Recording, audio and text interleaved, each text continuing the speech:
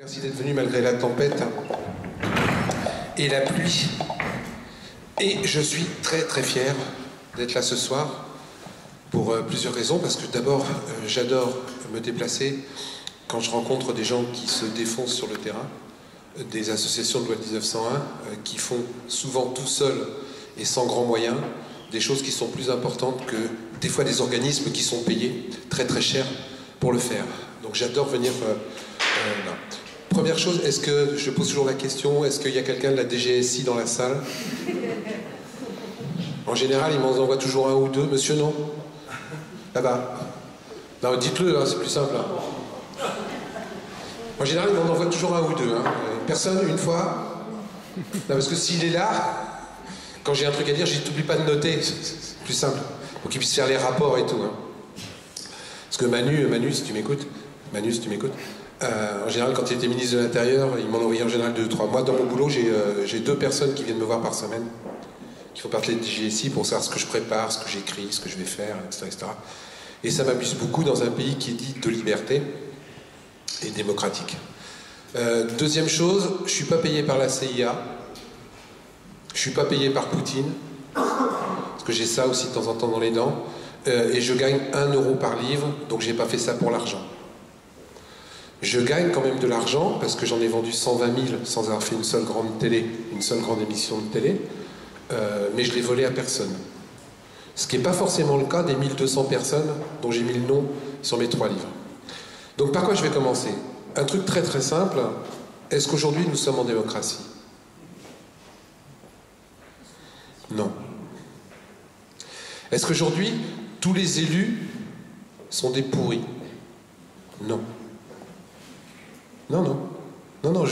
Moi j'essaye d'être correct jusqu'au bout. Tous les élus ne sont pas pourris.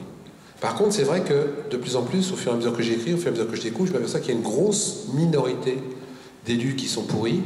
Et plus on remonte en haut de la pyramide, moins il y en a, mais plus ils sont pourris. Plus on descend sur la base, plus il y a d'élus, mais moins ils sont pourris. C'est-à-dire qu'un conseiller municipal, en général, j'en trouve pas beaucoup. Ces gens qui se défoncent, il y en a peut-être parmi dans la salle. Moi j'ai été conseiller municipal, je sais ce que c'est, on se défonce, on ne gagne pas d'argent, on a juste une petite, dans certaines communes, une petite indemnité, et cette indemnité est beaucoup moins que ce qu'on dépense toute la semaine, le samedi et le dimanche pour être sur le terrain. Moi les gens que j'attaque, c'est ceux qui sont en haut de la pyramide, c'est-à-dire c'est les maires qui abusent, c'est les députés, c'est les sénateurs. Je vous donne un chiffre que j'ai mis dans mon dernier livre, qui est un chiffre vérifié, parce qu'il faut que vous sachiez que moi je n'invente rien. Tout ce que j'écris et tout ce que je dis est du factuel. Si j'ai pas eu un seul procès, sauf un pour une erreur que j'avais faite, c'est parce que tout ce que j'ai mis dans mes livres, je l'ai vérifié 3 fois. Si je n'ai pas l'information sûre, si je n'ai pas la vérification, je ne publie pas. Aujourd'hui, j'ai découvert qu'il y a 30% des parlementaires, 577 députés, 348 sénateurs, qui ont eu affaire soit avec le fisc, soit avec la justice. Est-ce que c'est normal que dans notre société dite démocratique, ces gens-là qui nous donnent des ordres, qui nous demandent d'être des exemples, qui nous passent des lois pour qu'on se serre la ceinture, il y ait 30% d'entre eux qui ont eu affaire avec le fisc ou la justice? On a découvert, je fais toujours au dépoté, hein, s'il y a des gens qui veulent poser des questions, n'hésitez pas à les poser. J'ai découvert aussi, et vous allez le voir dans mon prochain livre, qui sort là au mois de février, si on ne m'a pas tué, si mon éditeur ne croule pas sous les contrôles fiscaux, etc., etc. Je vous donne le titre, hein, c'est un scoop pour Nîmes ce soir. Le titre c'est « Allez presque tous vous faire foutre ». Je laisse le presque parce qu'il y a un espoir. Mais j'ai découvert des trucs là dernièrement où moi-même le soir je me disais qu'est-ce que je fais? Je vomis pas, c'est pas possible. J'ai découvert par exemple que des sénateurs, vous voyez ce que c'est qu'un sénateur? Un sénateur, j'ai découvert plusieurs sénateurs, dont 2 qui ont été élus avec 11 voix. 11. 10 plus 1. Je pèse mes mots. 11 voix. Partons, on vous a annoncé qu'ils avaient été élus avec 78,36% des voix. 11 voix. Est-ce que c'est ça la démocratie? Aujourd'hui, j'ai découvert des élus qui sont élus, je pèse mes mots, avec 5 des voix des sénateurs et des députés. Allez, je vais tout de suite dans le gras.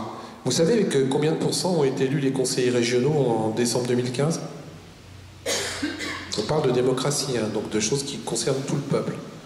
Les conseillers régionaux en décembre 2015 ont été élus en moyenne, c'est une moyenne, avec 3,8% des exprimés. 3,8% des exprimés.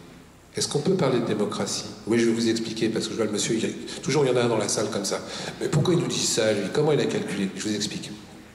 Allez, on prend 100% de gens qui vont voter, d'accord, sur les élections régionales. Grosso merdo, je fais à la louche, 60% d'abstention. Donc ça nous laisse 40% de votants. Jusque-là, tout le monde suit?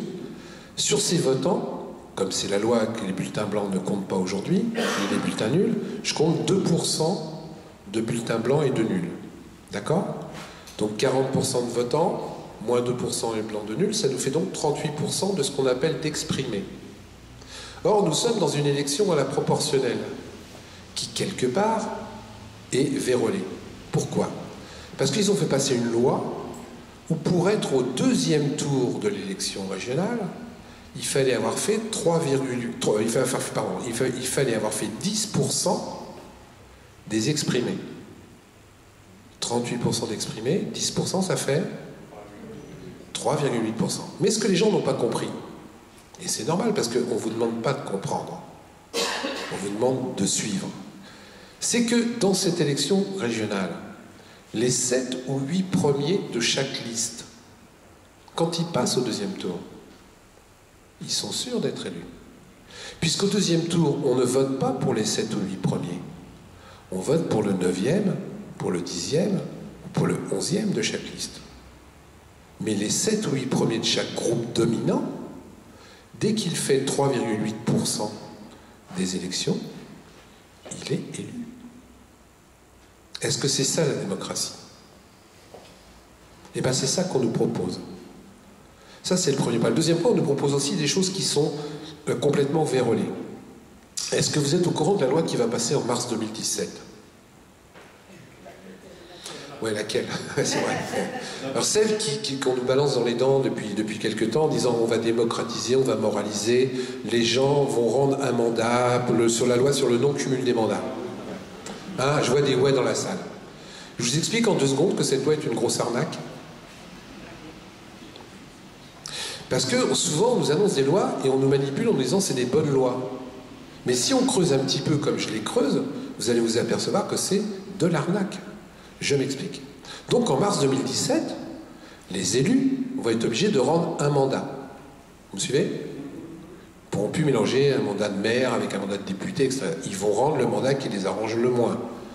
Comme dirait André Santini, ils vont rendre le mandat qui leur permet de se payer leurs cigares tous les mois. C'est des vraies déclarations. Mais il faut que vous sachiez qu'on est déjà les recordman du monde du nombre d'élus. Les recordman du monde. Aux élections municipales dernières, vous pouvez vous approcher, restez pas au fond. Hein. Ah, vous êtes la caisse. Non, mais je parle des gens qui sont là-bas. Donc aux élections de mars 2014, c'est pas si loin, il y avait un candidat pour 47 électeurs. C'est quand même pas mal. Donc on a 618 996 élus à quelques milliers près. Parce que j'ai moi-même interrogé le ministère de l'Intérieur, par exemple sur les élus communautaires, à quelques milliers près, ils ne savent pas combien on a d'élus. Donc aujourd'hui, on paye des élus, on ne sait pas combien on en a. Je vous jure que ce que je vous dis, c'est vrai. Hein. Ils ne savent pas. Conseiller communautaire, il y en a à peu près 4000, 5000, on ne sait pas. On paye, mais on ne sait pas combien on en a. Mais on est déjà les recordman du monde. Donc on revient à mars 2017. Donc en mars 2017, je rends mon mandat. Mais si je rends mon mandat, ce mandat, il est libre. Ça y est, il commence à comprendre. J'adore. Ah ouais, j'avais pas pensé à ça. Et ben donc, qu'est-ce qu'on va faire? On va remettre des élus. Donc on va passer de recordman du monde à super recordman du monde. Et comme on est des types pas cons, entre guillemets, si moi je suis un type de droite, je vais pas refiler mon mandat à un type de gauche. Je vais m'arranger pour que ça soit le petit copain qui n'a jamais été récompensé, celui qui traîne la patte depuis 20 ans, allez, prends le mandat. Vous me suivez? Donc recordman du monde. Un super recordman. Ça c'est le premier point, mais attendez, l'histoire elle n'est pas finie. Je vous rappelle qu'au début, c'était une loi pour moraliser la politique. Hein. Ne le perdez pas de vue. Comme c'est des petits mandats qu'on va donner, on va nous servir la soupe si on veut que ces gens-là ne soient pas corrompus. Si on veut que ces gens-là puissent travailler en toute indépendance, on ne peut pas leur laisser une petite indemnité. Donc qu'est-ce qu'on va faire? Eh bien, on va augmenter l'indemnité de ces nouveaux élus. Et ça, je mange mon chapeau s'ils ne le font pas. D'ailleurs, je vais déjà être obligé de le manger, je vais vous expliquer pourquoi après. Mais ils vont le faire. Je les connais, les loustiques. Ils vont le faire.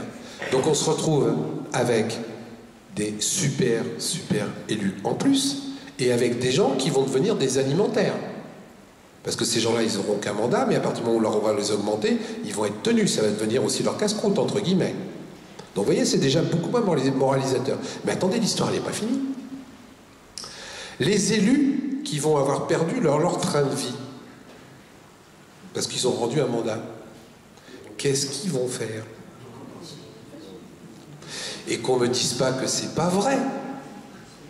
Parce que moi, je parle encore toujours que du factuel. Il y a un type qui s'appelle Xavier Bertrand. Moi, j'ai la mémoire, qui a rendu un mandat. Et 3 mois après, qu'est-ce qu'il a fait, le bonhomme? Il s'est augmenté de 5 500 € en douce. Donc vous voyez qu'avec une bonne loi, qui soi-disant nous est annoncée pour moraliser la vie politique française, on va se retrouver avec encore plus d'élus. Des gens qui vont devenir alimentaires avec des indemnités augmentées, et des gens qui vont magouiller pour se verser de l'argent à côté. Parce que c'est aussi ça la France aujourd'hui. Ces gens-là, de plus en plus, font des lois uniquement pour l'entre-soi. C'est-à-dire qu'ils ne font plus des lois, et je suis malheureux quand je dis ça. Hein. Je vous jure que je suis très malheureux. Mais je me rends compte qu'ils ne font plus des lois pour le peuple. Ils font des lois pour se protéger, et ils font des lois pour que les entreprises, entre guillemets, négatives, que j'appelle négatives, puissent exister encore plus facilement. Je vais vous en donner une autre. Moi, j'aime bien parler du factuel. Vous savez ce que c'est que la fraude fiscale? Ouais. Vous êtes au courant qu'en France, on est quand même entre 60 et 80 milliards d'euros par an, chiffre qu'on a quantifié, je suis encore une fois, de détournement de fraude fiscale en France. Sur l'Europe, c'est à peu près 1000 milliards. C'est quand même pas mal, quand on va vous expliquer à vous qu'il faut augmenter vos impôts. Mais, là où c'est marrant, moi j'aime bien fouiller sous le tapis. Là, dans la loi Sapin 2, ils viennent de passer... Vous connaissez la loi Sapin 2? C'est une grosse daube. Hein. Ils viennent de passer une loi dans un amendement... Vous avez trouvé ça hyper marrant. Enfin non, sans doute pas. Où, quand un fraudeur était piqué, il avait ce qu'on appelle une amende forfaitaire de 5% à payer. C'est-à-dire qu'un fraudeur qui était attrapé, il avait détourné 10 millions d'euros, il payait une première fois des amendes, et après il y avait une amende forfaitaire de 5%. Vous me suivez? Ils viennent de changer la loi. Maintenant, c'est 750 €. Ce que je vous dis est vrai. Je pense que les mecs qui doivent 10 millions d'euros vont demander à payer en 2 fois. 750 €. Ça, c'est les lois qui passent aujourd'hui. Dans le même temps, et c'est là où ça me rend fou, ils viennent de passer une loi où ils ont embauché 200 contrôleurs du travail en plus pour vérifier les comptes en banque des gens qui sont au RSA. Des gens qui sont au RSA. Le RSA, s'il y en a dans la salle, c'est 500 € par mois. Alors c'est vrai. Il y a une moyenne de 1 à 3% des gens qui truandent sur le CRSA. Mais moi, je me dis bêtement, parce que je suis un type très terre-à-terre, hein, je n'écris que du factuel. J'ai 60 milliards de fraude fiscale en France avérée. Pourquoi j'embauche pas des gens pour lutter contre la fraude fiscale? Et même pire, j'ai découvert un truc. Si vous voyez un petit point rouge, à un moment donné, vous vous écartez. à force que je trouve sous le tapis, j'ai trouvé un truc complètement fou sur la fraude fiscale qui, moi, m'a fait bondir. Alors déjà, première chose, il y a ce qui s'appelle le verrou de Bercy. Est-ce que vous connaissez le verrou de Bercy? Putain, achetez mes livres, les enfants. En plus, je connais l'auteur, il est sympa. Tout est dedans, hein. Tout est dedans. Donc le verrou de Bercy, c'est un truc génial. C'est le ministre qui signe pour savoir si on vous poursuit pénalement pour une fraude fiscale. Est-ce que je suis clair?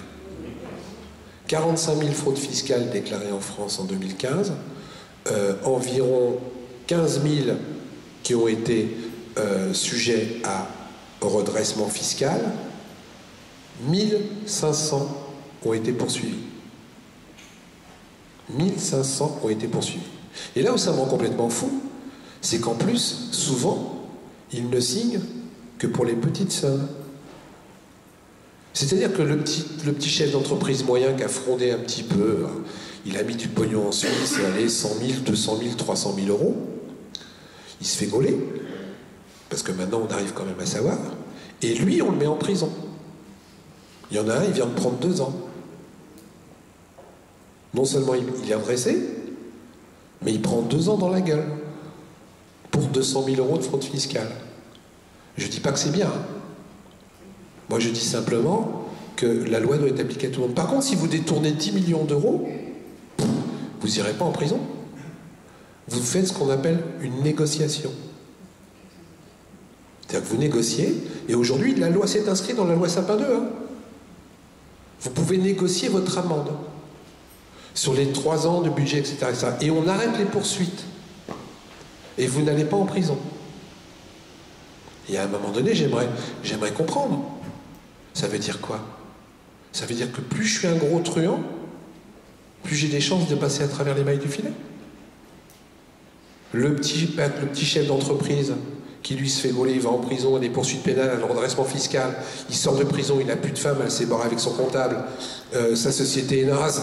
C'est vrai, c'est ce qui se passe souvent. Hein. Et c'est pareil quand c'est la femme qui va en prison. Hein. Et le gros chef d'entreprise, le trust, lui il vient, il fait un chèque et il repart. Mais c'est quoi cette démocratie? C'est quoi cette démocratie? C'est pour ça que je paye des impôts.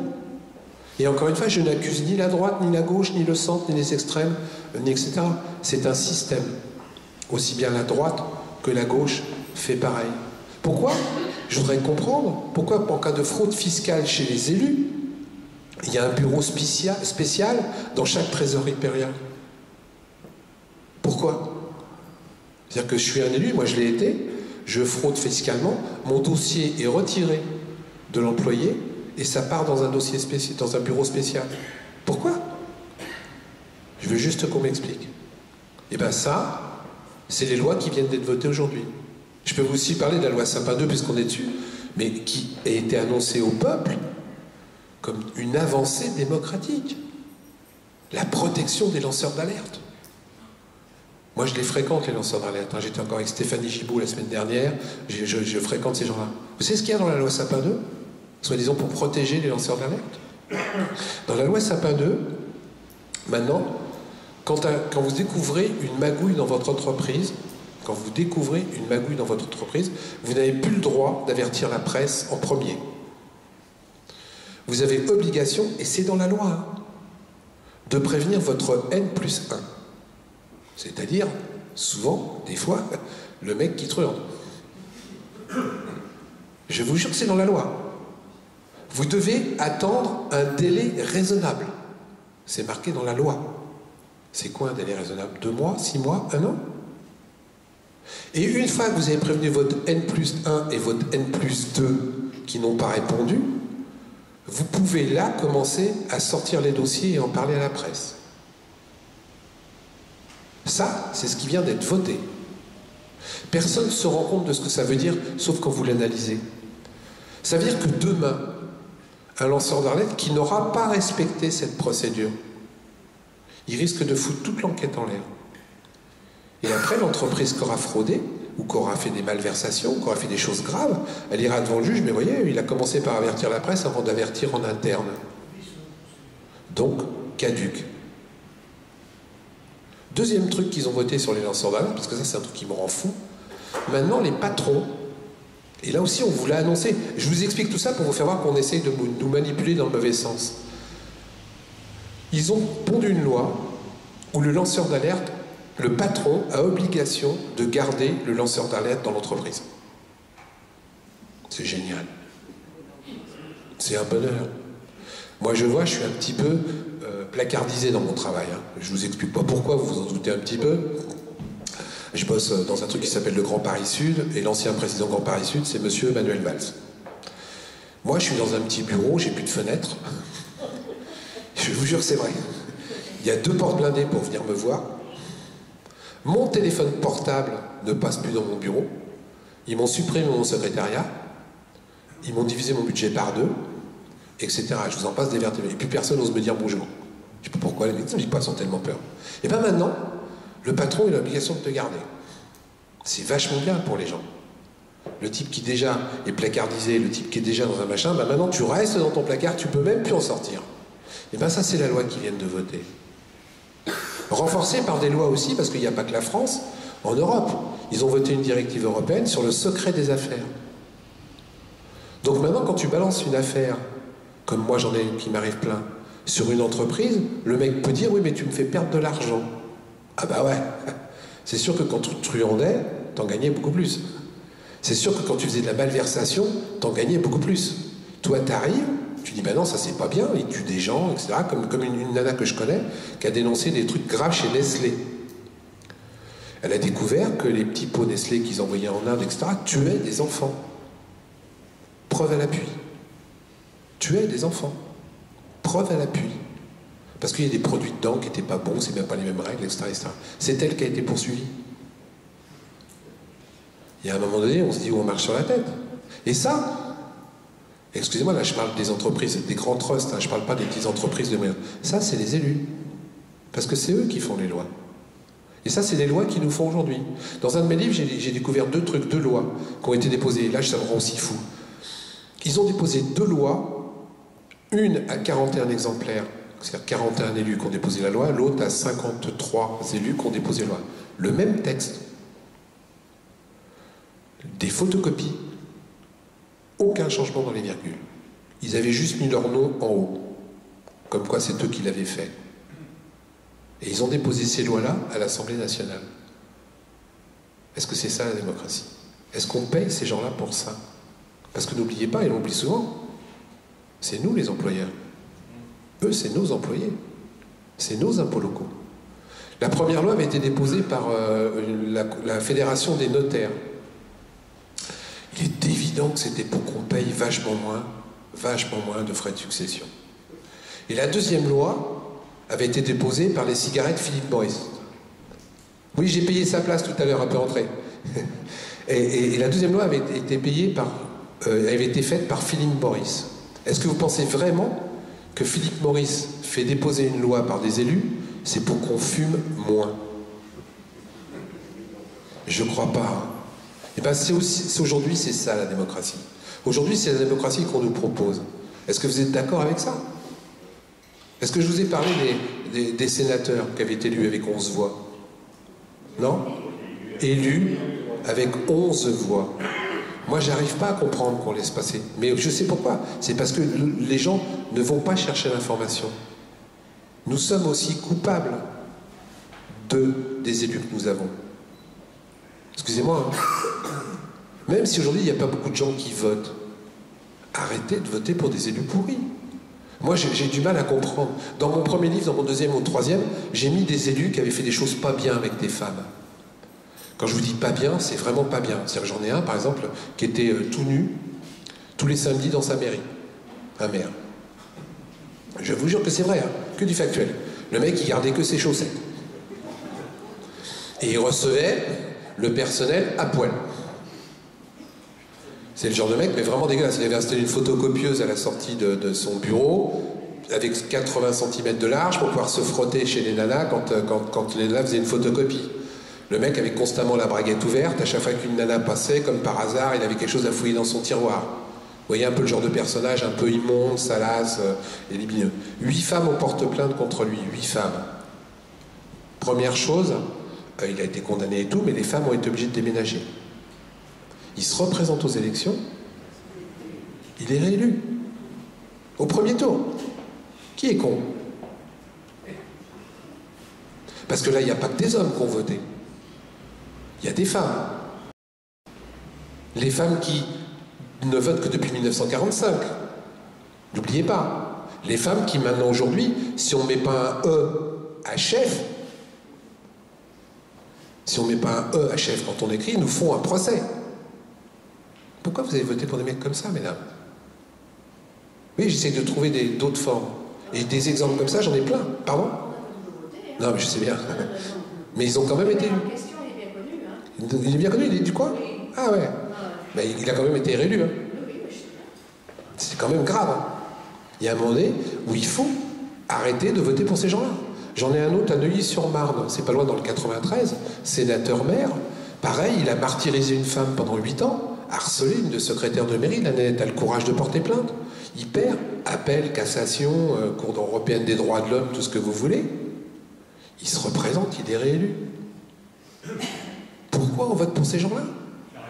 Pardon? La quoi? Oui, oui, Alain Carignon. Oh, il y en a plusieurs, Balkany. Oui.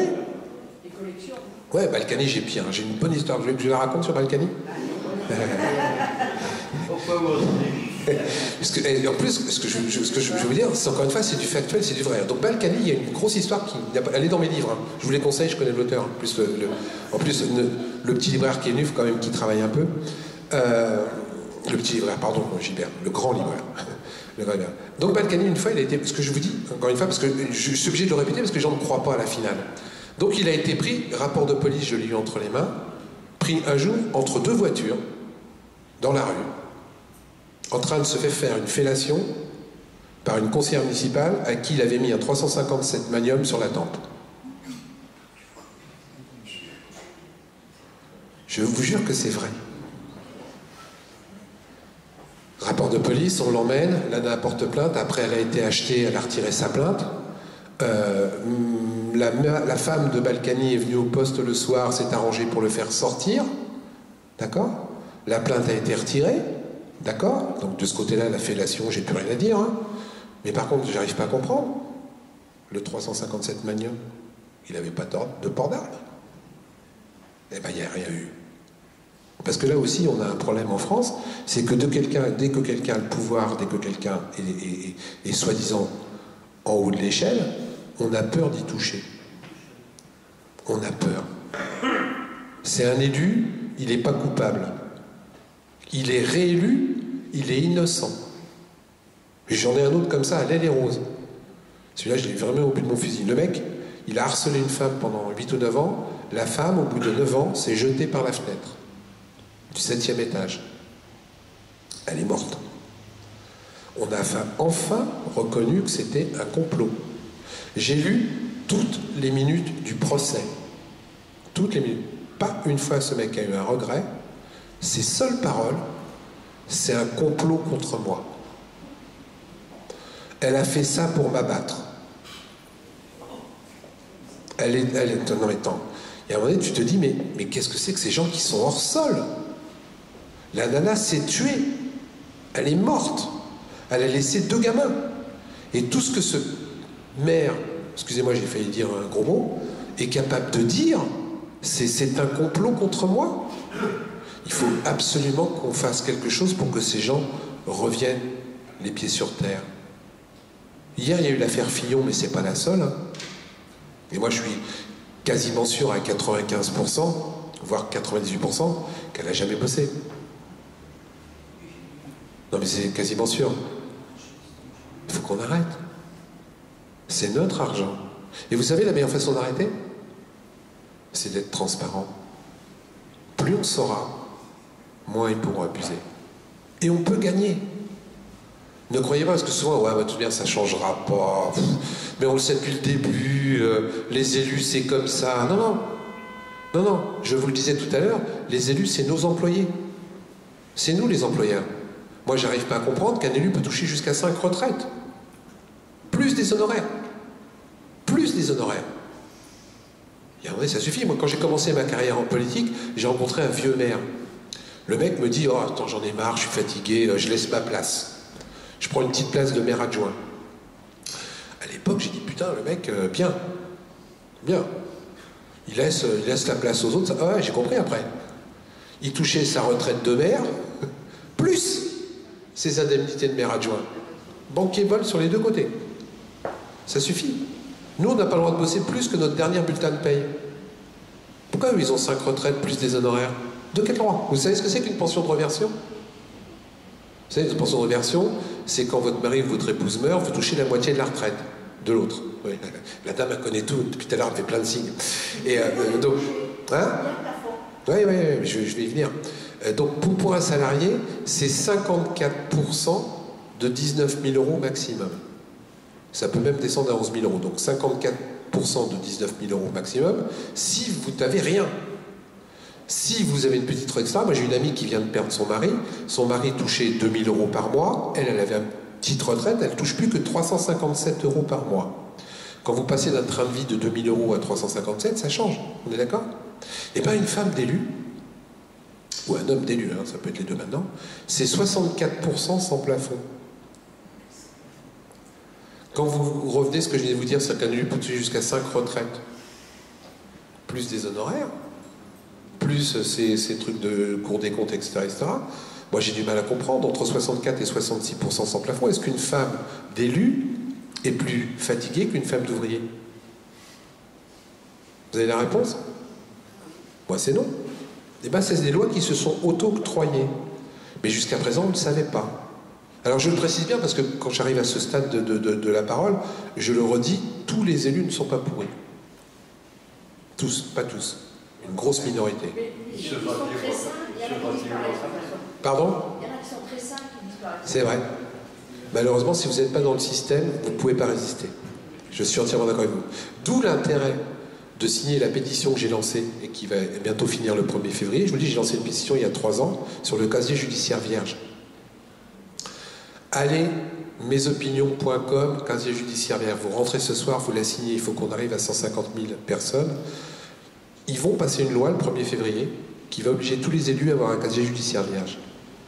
Si, je vous jure, ils vont le faire. J'ai les garanties. Lequel? Pardon? Le B2.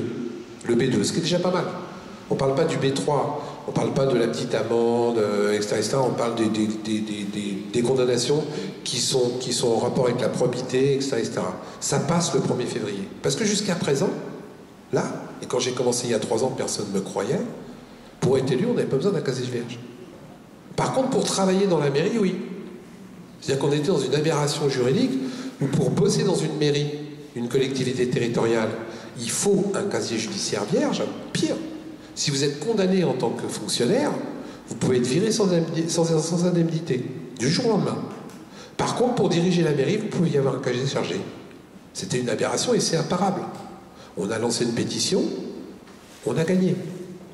Ils font la loi le premier... Non, on a gagné.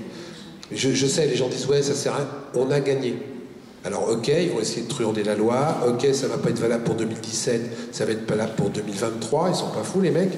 Mais on a gagné quand même. Ça veut dire quoi? Ça veut dire que si on se bat et si on s'organise les uns les autres, on peut encore arriver à un semblant de démocratie. Moins on bouge, moins on se renseigne, moins on lit, plus ces gens-là vont nous coincer.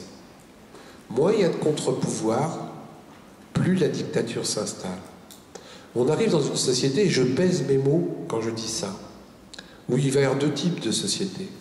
La société où si vous n'êtes pas d'accord avec les chefs ou la religion, on vous coupe la tête, tout de suite, où on vous jette en haut d'un mur, où on vous met en prison comme en Turquie, où on vous met en prison tout de suite comme en Chine, parce que vous avez fait 4 tweets. Donc ça, c'est un type de société, pour les dissidents. Et l'autre type de société, les nôtres, où la dissidence va être coincée plus insidieusement. On supprime la démocratie tout doucement, On s'arrange pour que les gens ne regardent plus ce qu'il y a sur les étiquettes et ne regardent plus ce qu'il y a sur le bulletin de vote. Vous achetez sans regarder, vous élisez sans regarder. Parce qu'aujourd'hui, on est où en démocratie? Est-ce qu'on vote aujourd'hui par conviction? Non. Depuis maintenant Jacques Chirac, ils ont compris le truc. On vote pour le moins pire. On vote pour se débarrasser de l'autre. Il n'y a plus aucun vote de conviction. Mais ça les arrange. Parce que tout est en train de travailler. Pour ça, je vous donne encore une petite loi qui vient de sortir, que personne n'a vue, qui est géniale. Donc vous saviez qu'avant, pour aller voter, vous deviez être inscrit dans le bureau de vote avant le 31 décembre de l'année précédente. C'est-à-dire que si vous n'aviez pas changé votre bureau de vote, vous étiez obligé de voter l'endroit où vous habitiez avant. D'accord? Ils viennent de changer la loi. Hein. Maintenant, ça va être 1 mois avant. C'est-à-dire que le 6 mai, ça ne va pas être valable pour le mois de mai, là. Hein. Ils n'ont pas voulu pour Hollande faire ça. Donc pour les élections d'après, le 6 mai 2017, par exemple, vous pouvez encore changer votre bureau de vote le 6 avril 2017. Ça a l'air de rien encore cette loi-là. Ça s'appelle une avancée démocratique. Mais quand on y réfléchit bien, c'est pas gratuit. Il y a 6 millions de personnes aujourd'hui qui sont soit pas inscrits sur les listes électorales, soit qui vont pas voter, qui veulent pas volonté, etc., etc. 6 millions. Comme on est en chute libre sur les votes des gens, et qu'on a encore besoin de faire un semblant de démocratie, d'aller grappiller ces voix-là, c'est intéressant. Et comment on va faire pour les grappiller? Ben, je vous le dis, moi. Non, même pas. 1 mois et demi avant, il va y avoir une grosse peur. On va faire une grosse frayeur dans les populations. Vous voyez ce que je veux dire? Vous comprenez comment on manipule les gens? On vous fait voir, si attention, si tu ne vas pas voter, c'est un tel qui va passer, etc., etc. Et 1 mois avant, les gens vont pouvoir aller chercher machin, etc. Et on va grappiller encore un petit peu des voix. Ça, c'est ce qu'ils appellent de la démocratie. Moi, j'ai une piste de travail que je donne souvent. Je le précise bien, ce n'est qu'une piste de travail. C'est que mon avis personnel. Je ne dépends d'aucun parti politique, etc. Moi, je suis pour le vote obligatoire aujourd'hui. Quand je vois qu'il y a de 80 à 90% d'abstention sur des élections, je pèse mes mots. 90% d'abstention. Je vous parlais des sénateurs, 11 voix. J'appelle ça une véritable gangrène. Quand il y a une gangrène, on fait quoi? On ne met pas un pansement, on coupe. La seule façon de couper une gangrène, c'est de faire le vote obligatoire. Et je vais vous expliquer pourquoi. Parce que s'il y a le vote obligatoire, il n'y a plus d'abstention, on est d'accord? Puisque c'est vote obligatoire. Et s'il n'y a plus d'abstention, politiquement, juridiquement, on est obligé de donner un pourcentage de vote politique au vote blanc. Puisqu'il n'y a plus que ça. Ça veut dire que le vote blanc rentre dans les exprimés avec le vote obligatoire. Et si le vote blanc rentre dans les exprimés, on est obligé d'en tenir compte.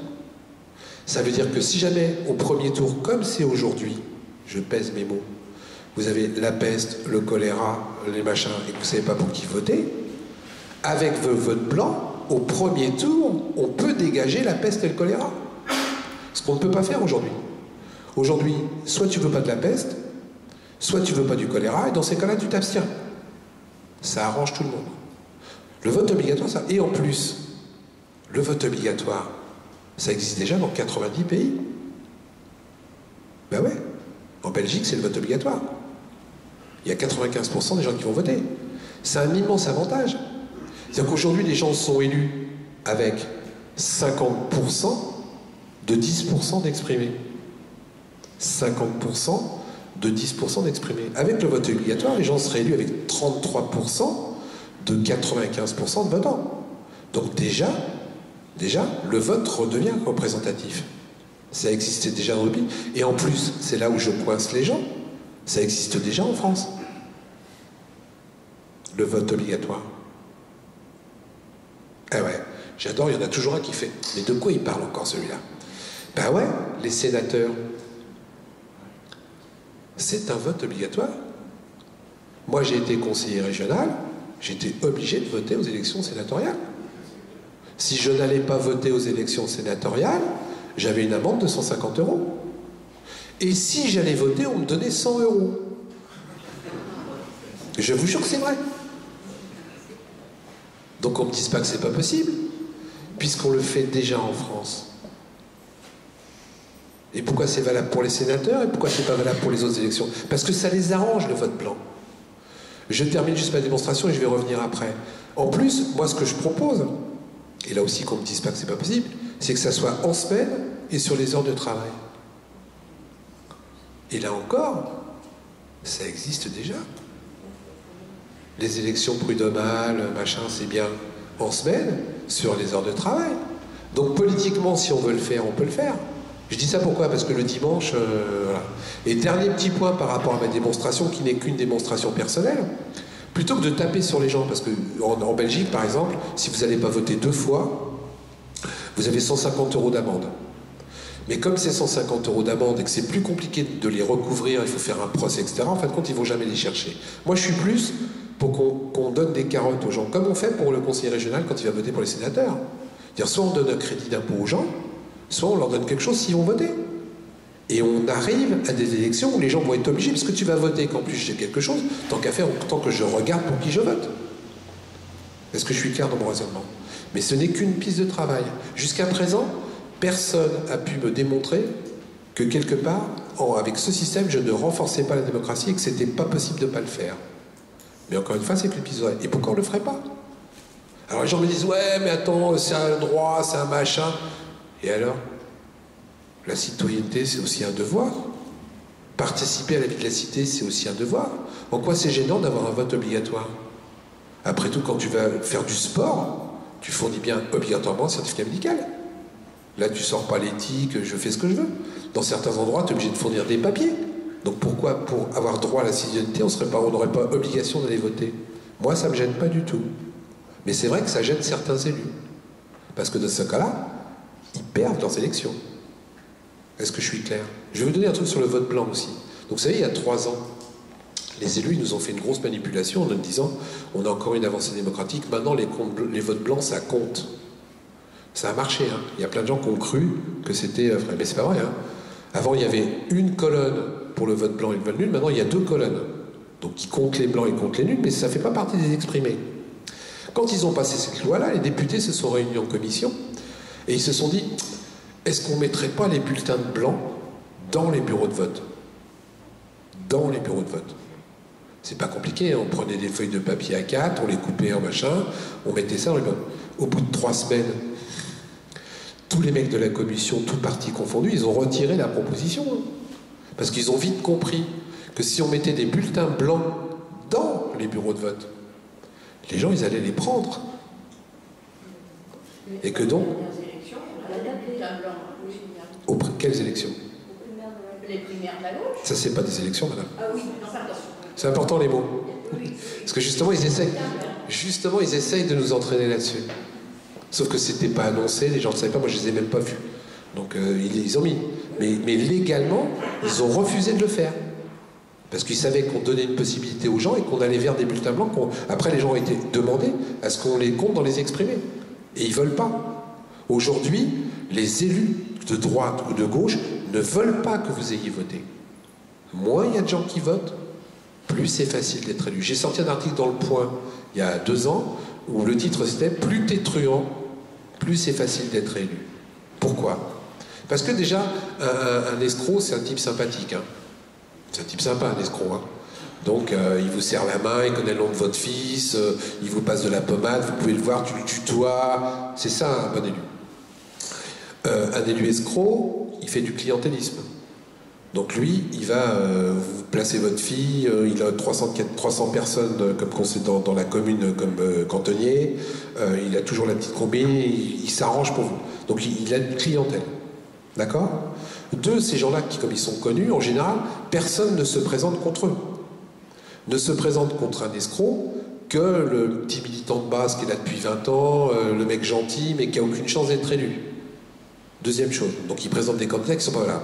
3, dans ces endroits-là, les gens qui sont un peu impliqués et qui ont un petit peu de conscience, ils disent attends, ça sert à rien que j'ai voté, de toute manière, il va être élu, le mec. Donc dans ces endroits-là, La plupart du temps, il y a un taux d'abstention qui est énorme de gens impliqués qui disent ça sert à rien, Guérini va être élu. Ça sert à rien, Balkany, il va être élu, pourquoi tu veux que j'aille voter? Vous avez compris? Clientélisme, pas de candidat, abstention énorme. Ces gens-là sont sûrs quasiment d'être réélus à vie. Vous rajoutez à ça la longueur des procès. Donc même quand on les chope, ça dure tellement longtemps. Et pourquoi ça dure longtemps? Parce qu'un élu, il faut que vous le sachiez, et ça c'est un des trucs dont je vais m'occuper après le casier, il a open bar chez les avocats. Ashley Mann, qui a été le maire d'Asnières, dépensait 2,5 millions d'euros par an en procès. 2,5 millions d'euros par an. C'est mon argent, hein. C'est un bonheur. Il y a ce qui s'appelle la protection fonctionnelle de l'élu. Monsieur, parce qu'il faut que je prenne de l'autre côté pour pas qu'on me dise que je suis de droite ou de gauche. Monsieur Delanoë, j'ai planté une nana qui s'appelle Madame Flamme, qui était sa mère adjointe, qui a donc tripatouillé dans des déchets, etc., etc. Il lui a payé jusqu'à 5 avocats. 5 avocats, payés par la collectivité. Et quand, en plus de ça, comme ils ne payent pas eux, bien entendu, ils ne prennent pas le petit avocat qui vient d'avoir son diplôme. Hein. Ils prennent les avocats qui payent. Ça s'appelle la protection foncière. Par contre, vous, si moi, par exemple, j'ai un ami qui est dans le... Je ne sais plus le nom de sa vie, à Puteaux, chez Madame Secaldi Reynaud, vous savez, la dame qui a ramené 102 lingots d'or de l'étranger, qui a un jour racheté tous les canards enchaînés de la ville. Elle paye jusqu'à 250 000 euros de cafetière et d'aspirateur par an à les petits vieux de sa commune. Je vous jure, c'est vrai tout ça. Et ben, mon copain Christophe Grébert, il a 12 procès au cul. Lui, il paye son avocat. Lui, il paye ses frais de justice. Le maire, non. Donc c'est un bonheur pour verrouiller toute opposition. C'est un bonheur pour verrouiller toute dissidence. Ça s'appelle la protection fonctionnelle des élus. Et ça aussi, il faut que les gens le sachent. Parce que les gens ne savent pas tout ça. Et vous vous souvenez de Maratier, le maire, le type de la Fosse-sur-Mer? Mais si, celui que les gens sont morts parce qu'il avait vendu des terrains inondables, les gens n'ont pas pu sortir de chez eux, il y a des grands-pères qui sont morts avec leurs enfants, etc., etc. Ce mec-là, il sait pas bien ce qu'il a fait, hein. Honnêtement, parce qu'il savait qu'il vendait dans le terrain inondable avec sa mère adjointe, qui, comme par hasard, tenait l'agence immobilière qui vendait les baraques, et le fils faisait les travaux de ravalement. Et bien, ce mec-là, dans son procès en appel, et ce que je vous dis encore est vrai, s'est fait rembourser ses frais kilométriques, ses frais d'hôtel et ses frais de restaurant pour aller à l'appel. Puisqu'il a été condamné en première instance, et puis l'appel a été délocalisé, d'accord? Et bien il s'est fait rembourser ses frais de restaurant, ses frais kilométriques et ses frais d'hôtel. Ça, c'est la loi. Par contre, les victimes, eux, ceux qui ont perdu leur grand-père, leur père, leur mère, eux, ils payent le voyage. Il y a un moment donné où c'est plus possible. Il va falloir qu'ils arrêtent. J'en ai un autre comme ça. Ah bien, je vais reprendre autre. Tiens, alors un mec, il a détourné, écoutez bien, parce que les gens là ont été cocus une fois, 2 fois, 3 fois. La population a été cocue 3 fois. Être cocu 3 fois, ça fait mal quand même. Hein.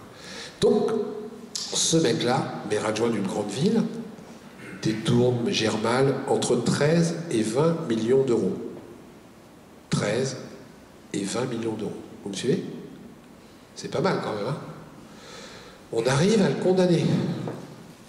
Il est condamné à 20 000 euros d'amende. Donc, première fois cocu, on paye son avocat. Ah oui, c'était le maire adjoint. Deuxième cocu, non, c'est 4 fois. Deuxième cocu, l'amende, c'est aussi la collectivité qui la paye, puisqu'il avait la protection fonctionnelle. Troisième truc où la population a été cocu, c'est que comme la ville ne s'était pas portée partie civile, et bien les 13 millions ont été remboursés par les populations. C'est-à-dire qu'il y a eu une augmentation d'impôts phénoménale des populations pendant 4 ans pour rembourser ces 13 millions d'euros. C'était à Rambouillet.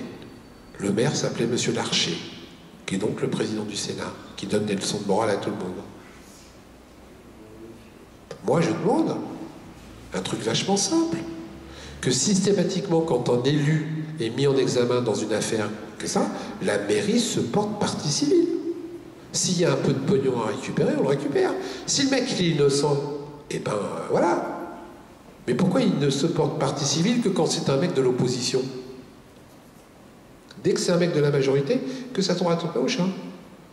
Les mecs qui se portent pas partie civile, ça suffit. Toi, moi, si jamais on a le malheur de faire un truc comme ça, tout de suite on vend notre maison, 3 mois après on est à la rue. Ces types-là, on va même pas les tuer. Je vous en donne une autre, tiens, cadeau pour ce soir. Je la sors, je l'adore celle-là. Donc un ministre, un vrai ministre, hein, qui a donc détourné, qui a été condamné, pardon, à 2 à 3 millions d'euros d'amende. C'est pas mal, hein? Pas mal. Cassation, tout, il passe tout, il est obligé de payer. Ce ministre-là va voir son percepteur. Jusque-là, j'ai rien à dire. Il demande un moratoire pour payer. Jusque-là, j'ai rien à dire. D'accord. Vous savez en combien de temps il a obtenu son moratoire? Non? Ah, je suis contre. 162 ans. Comme c'est une amende pénale, dès qu'il meurt, ça s'arrête. 162 ans. Et qu'on me dise pas que c'est pas vrai. Encore une fois, parce que moi je suis un type con, je suis très terre à terre. Donc j'ai pris la somme qu'il devait et j'ai divisé par ce qu'il payait par mois. 162 ans. La retraite d'un élu n'est pas saisissable. Pourquoi? Je veux juste qu'on m'explique, moi je suis un type con. Si vous voyez un point rouge, vous vous écartez. Pourquoi? Pourquoi cette personne-là, 162 ans? Alors que toi, si tu dois de l'argent, on te vend ta maison en 6 mois. On vient chez toi, on saisit tes meubles. Même si c'est dans la chambre des gamins, maintenant les mecs ils y vont et ils saisissent. Là, 162 ans. Parce qu'il est ministre. Mais qu'est-ce que j'en ai à foutre qu'il soit ministre? Tu dois 2 millions d'euros. Pourquoi tu auras un régime spécial? Parce que tu es élu? Non. Il n'y a pas de raison. Pour moi, un élu, c'est au contraire, quand un élu, et à mon avis personnel, quand un élu fait une connerie, ça devrait être une circonstance aggravante. Une circonstance aggravante. Aujourd'hui, c'est une circonstance atténuante. T'es élu, tu morfles moins que les autres. Et encore une fois, là aussi, il y a une digression, parce qu'il faut faire la différence entre un petit élu et un grand élu. Parce que moi, j'ai des petits élus, par exemple, qui ont détourné, je vais dire une bêtise, 800 euros, parce qu'ils se sont gourés entre la carte de la mairie et leur carte personnelle pour remplir leur bagnole. Les mecs, ils ont été condamnés. Mais quand je regarde la condamnation, il y en a un, il a eu 2 ou 3 mois de prison ferme pour 800 euros. Et j'ai une nana qui s'appelle Madame Lagarde, qui a fait une négligence de 400 millions d'euros. Et on lui dit, c'est pas bien, hein, c'est pas bien. T'es coupable, mais t'es pas responsable. De qui se moque-t-on? De qui se moque-t-on? Ça veut dire quoi le jugement de M. Tibéri 21 ans après? 21 ans après. Ça veut plus rien dire. Et en plus, plus il d'élus, plus le juge, bah attends, ça vaut même plus le coup de le condamner, l'affaire est trop vieille. Pourquoi? Moi, je veux juste corriger, je demande simplement que quand un élu fait une faute, le jugement soit aussi rapide que pour un salarié. Et déjà que c'est pas rapide pour un salarié, il y a un moment donné, il faut arrêter. Et bien ça, c'est la démocratie française. Donc est-ce qu'on est toujours en démocratie? Moi, j'en ai pas l'impression. Et en plus, la démocratie, on est en train de la malmener parce que personne ne s'en rend compte. Est-ce que vous connaissez M. Bolloré? Hein? Monsieur Bolloré, aujourd'hui, a fait des choses qui sont en train de tuer la démocratie. Et l'expression des contre-pouvoirs. C'est-à-dire que je vais vous donner un exemple, et en plus couvert par les hommes politiques. Je reviens toujours aux hommes politiques, mais ça se mélange. Donc il a fait un procès à France 2, où il a exigé 52 millions d'euros. 52 millions d'euros, parce que France 2 a passé un reportage sur ce qui faisait pas bien en Afrique avec des enfants. Vous avez vu ça? Non? Vous n'avez pas suivi? Ah, les gens n'ont pas de mémoire collective.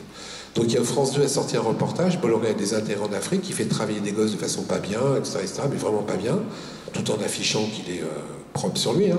Et donc ils ont fait un reportage pour filmer ça, le montrer. Tout est vrai. Bolloré a fait un procès en diffamation au pénal, il a demandé 52 millions d'euros. Il sait qu'il va perdre. Il sait qu'il va perdre. Sauf que c'est un message subliminal pour les autres. Parce que pendant que tu es en procès, pendant que tu payes un avocat, etc., tu es emmerdé. Lui, il en a rien à foutre, il a du pognon, il a du temps, il a des avocats.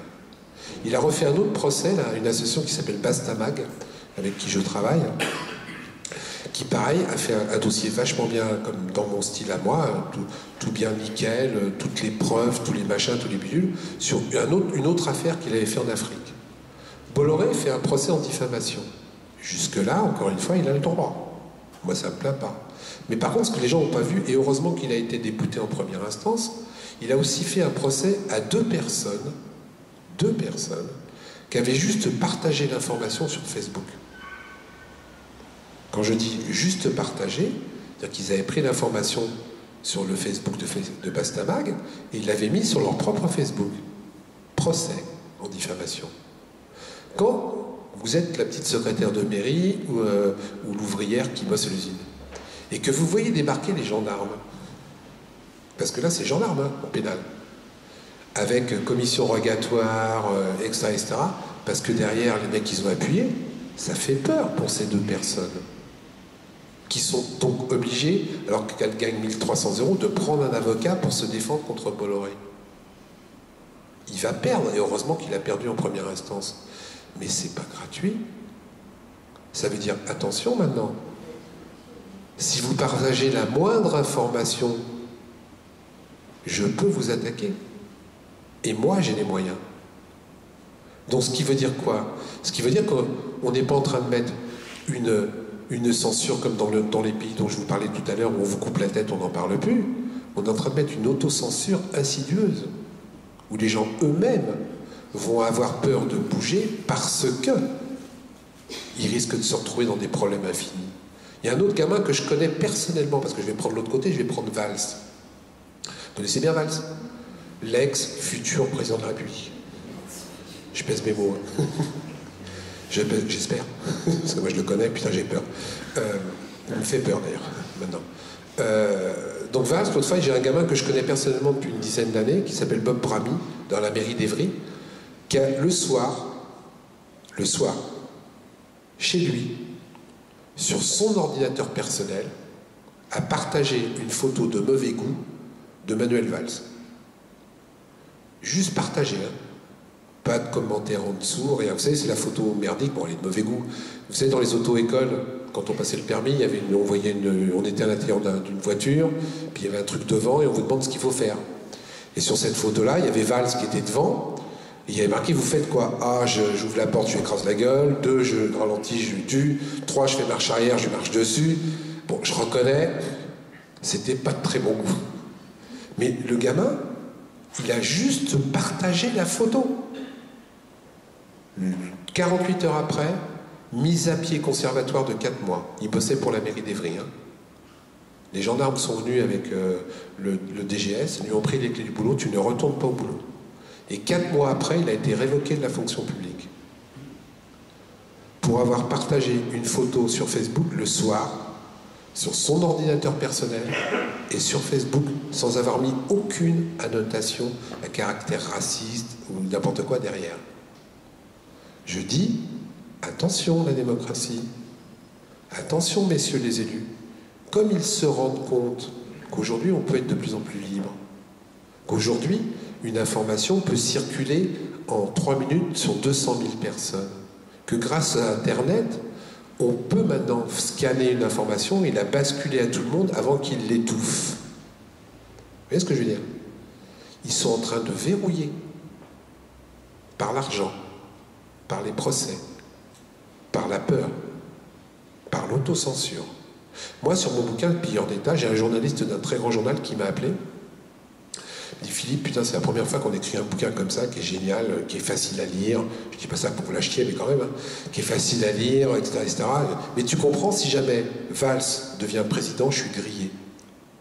J'ai pas eu d'article. Parce que le mec, il a eu peur. Parce que je mets des trucs sur Valls aussi. Il a eu peur. Et ça, pour moi, c'est beaucoup plus grave qu'une dictature ouverte. Parce que qu'est-ce qui va nous rester? On ne regarde pas les produits, parce qu'ils sont en train de tout magouiller pour qu'on sache de moins en moins ce qu'il y a dans les produits. On ne regarde plus ce qu'il y a sur le bulletin de vote. Est-ce qu'on va se laisser faire? On peut encore changer les choses. On a encore la force aujourd'hui de frappe populaire pour arriver à changer les choses. Et moi, je ne suis pas révolutionnaire. Hein. Je ne suis pas, et je dis toujours, je ne suis pas là pour qu'on fasse une révolution et qu'on tue tout le monde par le sang. Parce que j'ai des gens qui me poussent à ça. Je veux pas ça, parce que je sais pertinemment que quand il y a une révolution par le sang, les premiers qu'on met sous la guillotine ou qu'on emmène dans une traction avant, c'est des mecs comme moi. J'ai pas envie de finir dans une traction avant. Hein. Donc moi, ce que je veux, c'est une révolution par la conscience, par l'éveil des consciences. Aujourd'hui, on peut savoir. Aujourd'hui, ne votez pas pour des élus pourris. Votre élu est pourri, même si c'est ton frère. Tu votes pas pour lui. On a besoin d'élus exemplaires. Parce que les élus exemplaires, ils feront, j'espère, ils feront des lois entre guillemets exemplaires. Aujourd'hui, on a des élus qui sont plus ou moins corrompus. Quand tu es plus ou moins corrompu, tu n'as pas intérêt à faire des élus, des lois propres. Est-ce que je suis clair dans mon raisonnement? Donc moi, la première démarche d'escalier à monter, c'est éliser des élus propres. Le mec, il a mis les doigts dans la confiture, le mec, il a triché, qu'il soit de mon parti, qu'il soit de ma famille, je ne vote pas pour lui. C'est le b.a.-ba. S'il n'y en a pas, il y en aura. S'il n'y en a pas, il y en aura. Parce que c'est pas possible, je refuse de dire qu'il n'y en a pas. S'il n'y en a pas, c'est de notre faute. À ce moment-là, allez aux élections, madame. Moi, je me suis présenté. À un moment donné, j'ai dit, les élus, et moi j'ai fait 25 ans de politique, je me suis fait rembourser une seule fois une note de restaurant. Une seule fois.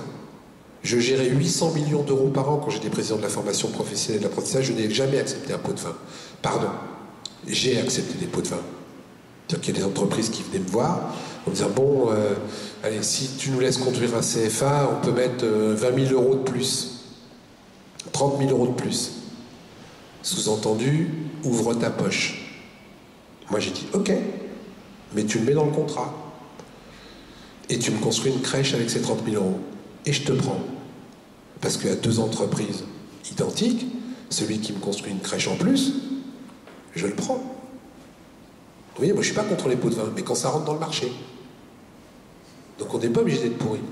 Donc si vous estimez que vous avez des pourris, c'est parce que vous les laissez à leur place. Aujourd'hui, c'est quoi de devenir conseiller municipal? C'est rien. Entrez dans les conseils municipaux. Foutez un peu le bordel comme moi je l'ai foutu à une époque.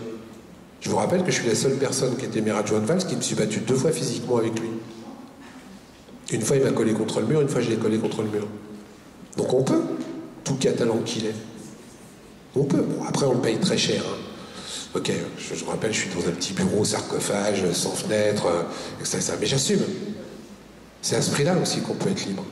Parce que moins il y a de contre-pouvoirs, plus les dictatures s'installent. Plus les gens rentrent dans un fatalisme, moins ces gens-là vous laissent respirer. Moins vous vous battrez, plus ils vous étoufferont. Parce que c'est leur intérêt. Moi, j'arrête là-dessus, je vais vous poser des questions. J'ai été voir pour ma retraite, hein, parce que j'arrive quand même à un âge canonique. Et je bosse depuis l'âge de 14 ans. Moi, j'ai commencé à bosser à 14 ans. Avec 15 ans d'élus rémunérés, j'ai fait 9 ans de maire adjoint de Valls, 6 ans de conseiller régional. C'est pas énorme, hein, petit élu, maire adjoint, conseiller régional, etc. J'ai quasiment autant de points IRCANTEC avec 15 ans d'élu que depuis l'âge de 14 ans que je travaille. J'ai dit là, un zéro en trop, là, vous n'êtes pas gouré, madame? Ah putain, la vache! Oh, 14 ans de boulot, depuis l'âge de 14 ans, et là, 15 ans d'élu. Vous savez pourquoi? Je vous laisse la parole. La retraite des élus est abondée. C'est-à-dire que quand un élu paye une année de cotisation, la collectivité paye une année. Donc grosso merdo, j'ai cotisé 15 ans, mais il y a eu 30 ans de cotisation de payer. Et comme en plus, la retraite des élus, et c'est là où c'est marrant, il y a un non-sens, c'est les seules retraites qui sont par capitalisation. Alors qu'ils se battent pour que nous, on ait une retraite par répartition. Mais eux profitent d'une retraite par capitalisation. Et qu'en plus, la retraite des députés, par exemple, elle est payée à 80% de subventions par l'Assemblée nationale tous les ans. C'est un bonheur pour eux. Et je dis souvent, et je termine là-dessus, si vous avez une fille ou un garçon, laissez-la épouser un élu. C'est un bonheur entre la retraite et tout le reste. Mais je blague. Il faut qu'on se débarrasse de cette engeance. On peut encore le faire. Moins vous le ferez aujourd'hui, plus demain on sera coincé. Est-ce que vous avez des questions? Parce que sinon, moi, je peux parler encore 4 heures. Hein. Si vous avez des sacs de couchage et tout. Enfin, la parole vous y donnez. Allez-y. Oui, comment trouver ces infos? Comment s'informer? Attendez, un instant. Comment je trouve toutes ces infos? Oui, comment nous, petits personnes, trouver ces informations? Mais 95% des informations que je sors, je ne suis pas un agent secret, moi. Enfin, si, j'étais un petit peu en Afrique. Mais 95% des informations que je sors sont en milieu ouvert. Donc tu prends Internet, tu prends des cabis, tu prends n'importe quoi, tu peux les avoir. Les gens ne vont pas la chercher, l'info. Moi, j'ai rien inventé. Les textes de loi, les amendements qui sortent, ils sortent dans les journaux. Il faut juste les lire. Après, quand tu connais les roublards comme moi je les connais de l'intérieur, tu sais où aller chercher. Mais même toi, tu peux le faire. Après, j'ai commencé à avoir un réseau, j'ai des gens qui m'informent. Tu fais pas partie de la DGSI? Ouais, je m'en doutais aussi. Donc j'ai des gens qui m'appellent, j'ai des gens qui me disent, je commence à avoir un réseau de gens qui m'informent. Heureusement. Parce qu'aujourd'hui, en plus, il faut le savoir, quand un élu truande, il n'est jamais seul. Et les gens ont de moins en moins peur. Parce qu'un élu qui truande sur un PLU, il y a toute une chaîne derrière qui signe le papier, la secrétaire qui le signe, le préfet qui fait pas son boulot de contrôle de légalité, mais la petite secrétaire qui... Donc ces gens-là commencent à dire c'est pas normal et vous informent. Et comme maintenant par Internet, on peut faire circuler l'information très vite avant d'être assassiné, c'est un bonheur, ils sont un peu coincés. Autre question? Pardon? Il faut avoir beaucoup de temps aussi. Non. Quand même. Non. Non, je travaille, moi. J'ai 6 enfants. Donc j'ai pas autant de temps. Non, c'est pas une question de temps, madame, c'est une question de volonté. Mais oui, mais c'est sûr, je dors 4 heures par nuit, je fais ça la nuit. Mais madame, quand vous êtes passionné par des timbres, ben vous faites pareil. Non, mais quand quelqu'un a une passion ou il estime que le temps, on le prend, c'est aussi une priorité de vie. Moi, j'ai pas de grosse bagnole, j'ai pas de grosse télé, je regarde pas les matchs de foot à la télé, je regarde pas les matchs de tennis, je vais pas au café. Déjà, et j'entretiens pas ma bagnole. Je suis pas en train de l'illustrer tous les dimanches. Et ben, je peux vous dire que du temps, j'en dégage. Hein. Pourquoi toutes ces magouilles-là, elles ne sont pas relayées, notamment, je pense, pour les retraites, avec les années qui comptent double, les indemnités qui sont non imposables. Pourquoi la presse ne relaie pas ces informations? Parce que c'est un système et que les journalistes sont souvent inféodés aux politiques et aux entreprises. Est-ce que vous entendez TF1 taper sur Bouygues? Est-ce que vous entendez Canal+ taper sur Bolloré? Tout ça, c'est un système. Aujourd'hui, il y a quelle presse de libre? Quelle presse? Vous avez Le Canard enchaîné, Mediapart, pardon? C'est une boutade ou quoi? Ouais, bah, je te dis, c'est une boutade. Prouve-moi que Valeurs Actuelles est un journal qui est libre. Il y a un truc vachement simple, par rapport à la liberté d'un journal, c'est quelle est la publicité qu'il y a dedans. À partir du moment où tu as de la pub dedans, le journal n'est plus libre. Les deux seuls journaux qui n'ont pas de pub, Canard enchaîné et Mediapart, tous les autres sont payés par des entreprises. À partir du moment où tu es payé par une entreprise, tu fais de l'autocensure. Parce que l'entreprise, elle te paye 3, 4, 5 employés. Et à un moment donné, tu te dis, si je sors un article sur ce mec-là, et moi je l'ai vécu. Moi, je l'ai vécu. Si je sors un article sur ce mec-là, on va me retirer le contrat de pub. Et donc, je m'écrase. Ça, c'est un réel problème. Il n'y a plus d'indépendance de journaux. Les seuls qui sont réellement libres... Non, mais je te le prouve par A plus B. Je fréquente suffisamment de journalistes qui viennent me voir en me disant « Je ne peux pas le passer dans mon journal. » Parce que mon rédacteur en chef, il bloque. Y compris à Valeurs Actuelles. C'est pas possible. Il y a de l'argent. Non, mais après, il y en a qui sont plus ou moins libres. Il y en a qui sont plus ou moins qui ont des couilles, mais dans tous les journalistes que j'ai vus qui avaient un petit peu de couilles, ils restent pas longtemps dans le journal, parce qu'on les vire. On les vire, parce qu'encore une fois, comme en politique, ils sont pas dans le moule. Après, tout ça, c'est un système. Alors quand tu disais que les élus payent pas d'impôts sur leurs indemnités, c'est pas tout à fait vrai. Les élus payent moins d'impôts qu'un salarié. Pourquoi? Les indemnités sont imposables. Si, ils payent les impôts avant. J'ai été élu, hein, je t'en parle que ça. Tes indemnités, c'est imposable, tu payes tes impôts avant. Par contre, là où on paye moins, les élus payent moins d'indemnités, c'est vachement simple et je vais te l'expliquer en 30 secondes.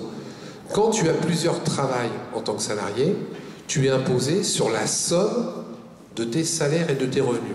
Vous me suivez? C'est-à-dire si je gagne 2 000 euros d'un côté, 10 000 euros de l'autre côté, ça fait 12 000 euros et je suis imposé sur 12 000 euros et donc mon taux d'imposition monte. Les élus sont imposés sur chaque mandat. Comprenez? Donc ils ne sont pas imposés sur le global. Et là, tu te rends compte qu'ils payent moins d'impôts. Parce que quand tu additionnes les différents mandats, pour un élu qui gagne 20 000 € d'indemnité, entre guillemets, il aura payé 5 000 € d'impôts. Toi, tu gagnes 20 000 €, tu auras payé 10 000 € d'impôts. C'est là où est la différence pour eux.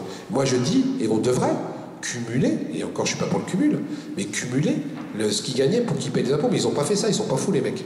Et ça ne se voit pas. La loi est récente pour déclarer justement les indemnités de fonction. Oui, elle vient juste de passer. Mais Ceci elle n'existait pas. Ceci dit, pour les députés, c'est 174 €. Hein. Donc là, ils ont dit qu'ils déclaraient ça, mais ils n'ont pas dit combien ça faisait. C'est 175 €. Hein. Donc ça va pas loin. Ça va pas loin. Là aussi, il y a plein de lois qui nous balancent pipeau en nous faisant croire que c'est le nirvana, et quand tu creuses derrière la page, c'est de la daube. Autre question? Attendez, un instant. Pardon? Un instant, madame. Un instant.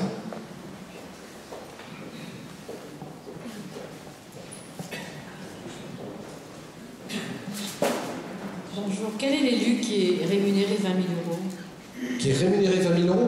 En globalité, il y en a plein. Bon, j'en connais pas beaucoup. Vous êtes élu vous-même? Vous êtes élu? Non, je ne suis pas élue, mais... J'ai pas la liste, mais vous me donnerez. Au niveau du cumul, je peux vous assurer qu'il y en a un paquet. Hein. C'est écrété, de toute façon. Mais non, mais l'écrétage, c'est du... Mais madame, l'écrétage. l'écrétage, c'est bidon. L'écrétage, c'est 8 220 €. Alors, je vous explique, déjà. Alors, un élu, un député maire, il n'a pas le droit de gagner plus de 8 220 €, d'accord? Ça, c'est l'officiel. Par contre, madame l'IRFM, 5 770 € par député, 6 200 € par sénateur, ça ne rentre pas dans les 8 200. Donc là, déjà, madame, on est à 13 000, d'accord?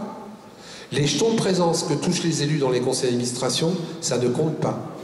De 2 000 à 4 000 € par an pour certains élus. L'élu qui aussi est dans une communauté d'agglomération, conseiller communautaire, et ça monte jusqu'à 3 000 €, madame, hein, pour certains. Bah si, je le sais. M'en voulez pas. Je bosse dans une communauté d'agglo. Ça ne compte pas dans l'écrêtement. Le téléphone, les différents téléphones qu'ont un élu, parce que j'ai été élu, je sais, ça ne compte. Ben oui, c'est rien, c'est peanuts. C'est peanuts. Moi, j'ai été élu, madame, je pouvais. Madame Rachida Dati, tiens, prendre elle. Elle avait 10 000 € de téléphone par mois. Parce que quand vous ne le payez pas, c'est open bar. Elle avait jusqu'à 8 téléphones et 10 000 € de téléphone par mois. Ça, c'est paye pas. Moi, quand j'ai été élu au conseil régional, j'avais droit à Internet gratuit chez moi, dans tous les endroits où je voulais. Je ne le payais pas. Vous savez, les 1 000 €, les 20 000 €, ça va très vite. Hein. Ça monte très très vite. Je pense que c'est vrai que l'IRFM, on devrait demander à chaque député qu'il Justifie. Ah mais vous prêchez un convaincu. Genre une heure, j'ai pas le temps de vous l'exposer, c'est une de mes chevals de bataille. Quand vous êtes chef d'entreprise, si vous faites un déjeuner et que vous fournissez pas la note, quelque part, vous pouvez être accusé d'abus de bien social. Un élu, il fait ce qu'il veut avec ce pognon. On a planté 250 élus qui ont acheté leur maison personnelle avec ça. Qui ont acheté leur maison personnelle. Monsieur Mélenchon, lui-même l'a fait. Parce que Méluche, il me gonfle un petit peu en ce moment. Donc j'ai été fouillé et il est dans mes livres. Méluche l'a fait lui-même. 250, est-ce que c'est normal? Ben ça, mine de rien, c'est du pognon. Hein. Parce qu'on parle que de l'écrêtement. Mais on ne parle pas de ce qu'il y a au-dessus. On ne parle pas des différents avantages. Est-ce que c'est normal aujourd'hui qu'un élu, qui a plusieurs mandats, il ait 3 frais de représentation? Ben oui. Il a ses frais de représentation comme maire, il a ses frais de représentation comme député, il a ses frais de représentation comme dans une communauté d'agglo. Est-ce que moi je déjeune 3 fois par jour? Eh bien eux, ils se font rembourser 3 déjeuners, de façon forfaitaire. Mais si, madame, ne levez pas la tête, c'est vrai ce que je dis, c'est factuel. Chaque fin de mois, ils ont droit à une enveloppe pour payer leur note de restaurant, etc. Monsieur Estrosi vient de se faire octroyer encore 25 000 € de notes de restaurant, y compris sur des restaurants à Paris. Et lui, il a payé d'avance. Il y va quand il veut. Monsieur Jacques Lang, il vient de faire mettre dans son contrat sur le truc arabe 1000 repas par an pour lui ou la personne de son choix. 1000 repas par an, madame. 1000. On ne parle pas de un repas par jour. 1000 payés d'avance. Ça, on n'en parle pas. Ça, on ne le dit pas. Je suis désolé, tout ce que je vous dis là, c'est factuel. C'est pas des mensonges. Qui m'attaquent en diffamation, j'adorerais. Ils ne vont pas aller faire des lois qui vont les désavantager. Ben, détombrez-vous. Ils peuvent, parce que aujourd'hui, la pression populaire, et on le prouve aujourd'hui avec cette histoire de casier judiciaire vierge. Vous croyez vraiment qu'ils l'ont fait facilement de voter le casier judiciaire vierge? Demain, aucun élu ne pourra se présenter si son casier B2 est chargé. Vous croyez vraiment que les mecs ils voulaient voter ça? C'est parce qu'il y a une pression, mais ça peut être que comme ça. Mais on peut gagner si on s'organise. Le nombre, c'est nous.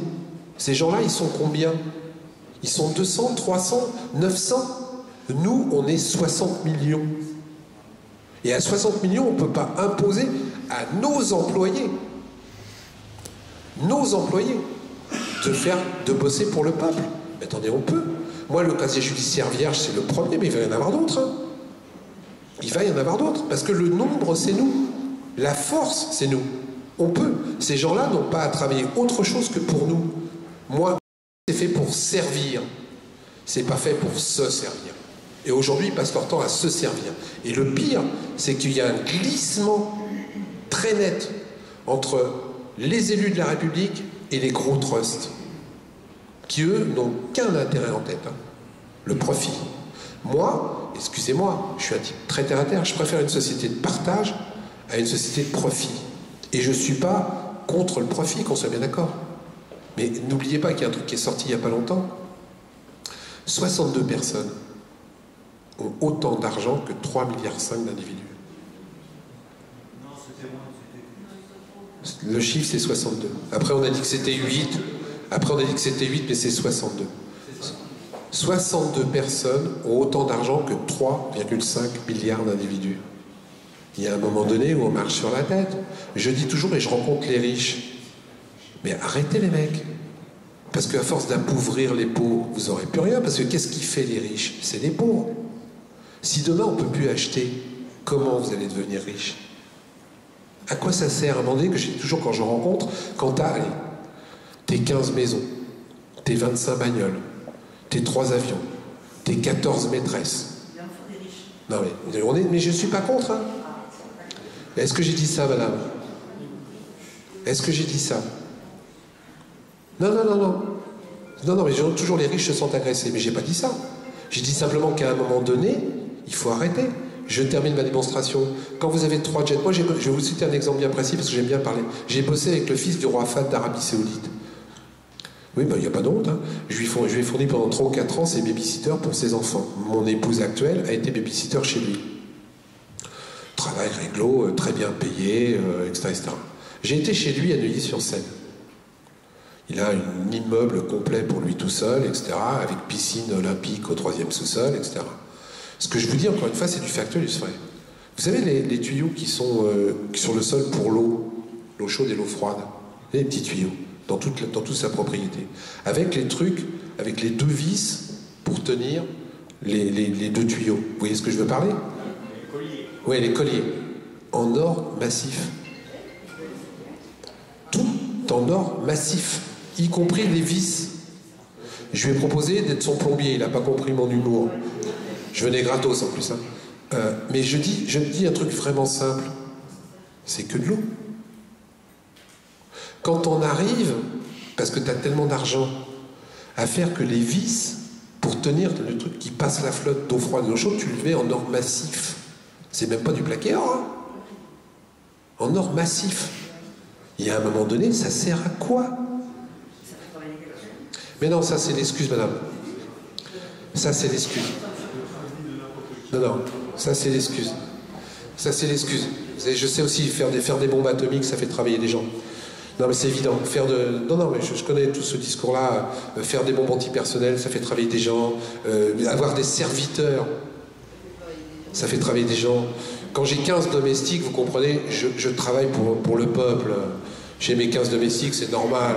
Non, on n'est pas sur le même discours, madame. Moi, je parle de profit, de partage, et je ne suis pas contre les riches, encore une fois. Tu as beaucoup travaillé, c'est normal. Non. Je je peux pas vous laisser faire la moue comme ça. Je le redis devant tout le monde. Mais je suis d'accord, encore une fois. Ça ne me gêne pas. Le problème que j'ai, c'est qu'à un moment donné, il faut savoir s'arrêter et savoir redistribuer. C'est un problème de conscience. C'est un problème de conscience. Aujourd'hui, je rencontre des gens qui ne savent même plus combien ils ont d'argent. Je les rencontre. Ils ne savent même plus combien ils gagnent. Ils ne savent même plus que l'entreprise qui est en train de financer... À quoi c'est aujourd'hui, par exemple, je vais vous donner un exemple bien précis. On est en train de détruire des usines qui sont bénéficiaires uniquement pour verser de l'argent aux actionnaires. Moi, quand il n'y a plus d'argent dans une entreprise, on licencie, je suis d'accord. Quand l'entreprise va mal, on licencie, je suis d'accord. Et je pourrais même être intraitable pour la survie de l'entreprise. Quand on arrive à un système où pour uniquement payer des dividendes à des gens, on supprime des industries et des entreprises bénéficiaires, là, ça commence à me proposer un problème d'éthique. Pardon? Non, mais c'est mélangé, madame. Comme moi, quand on commence à m'attaquer en me disant, là, je réponds. Je dis, c'est pas logique. Et est-ce que c'est la société que je viens? Parce que c'est les élus qui participent à ça. Parce que c'est les élus qui autorisent ce genre de choses. Je vais vous donner un truc sur la fraude fiscale que les élus ont autorisé. Aujourd'hui, la fraude fiscale, quand sur les 1000 personnes là qu'ils ont gaulé, etc., quand ils pincent quelqu'un, souvent maintenant, le mec paye l'amende, mais on laisse le pognon à l'étranger.